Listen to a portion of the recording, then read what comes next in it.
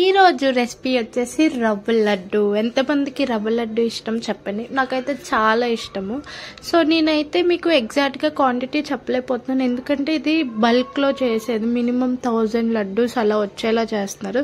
So first అయితే నెయ్యి వేసుకుని దీంట్లో రవ్వ పోసుకుని రవ్వని లైట్గా వేయించుకోవాలి. ఆ తర్వాత నువ్వులు కూడా వేసుకోవాలన్నమాట. వాటిని కూడా లైట్గా వేపించుకోవాలి. సో ఇదైతే ఎక్కువ బల్క్ కాబట్టి కొంచెం కొంచెం ప్రాసెస్ వండి చూపిస్తున్నారు. సో నేను అదే చూపిస్తున్నాను అనమాట. ఈ రవ్వని నువ్వులు వేపుకున్నాం కదా, దాన్ని మిక్సీ పట్టేసుకోవాలి మంచిగా.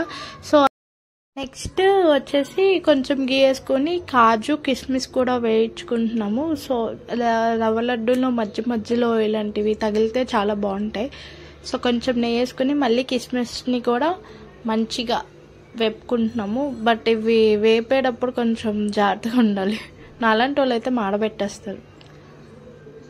వన్స్ అన్నీ వేయించుకున్నాక నువ్వు పిండిని మిక్సీ వేసుకోవాలన్నా కదా, నువ్వుల్ని అవి మిక్సీ వేసుకున్నారు. ఇప్పుడైతే రవ్వని ఒక ఫర్ సపోజ్ 3 గిన్నెతో 3 గిన్నెలు రవ్వ తీసుకుంటే 4 గిన్నెలు వచ్చేసి షుగర్ తీసుకున్నాము.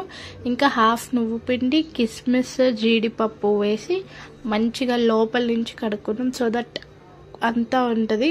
వన్స్ మిక్స్ చేసుకున్నాక కొబ్బరి పొడి వేసాము. ఇదైతే KG packet. So KG packet కొబ్బరి పొడి, ఇలాచీ పౌడర్ అది.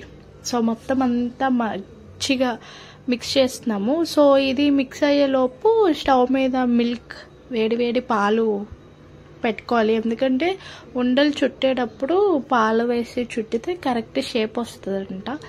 సో పాలు అయితే ఇక్కడ మరుగుతున్నాయి. ఏదైతే పిండి కలుపుకున్నాం కదా, దాంట్లో కొంచెం పాలు వేసుకుని మీకు నచ్చిన సైజుతో లడ్డు చేసుకోవాలి. సో మేమైతే మీడియం సైజ్ చేసుకున్నాం. అంతే, చాలా సింపుల్ ప్రాసెస్. ఇవన్నీ షూట్ చేస్తుంటే నాకు వంటలు వచ్చేస్తున్నాయి. I hope you like this video. See you in the next video. Bye bye. Please do subscribe.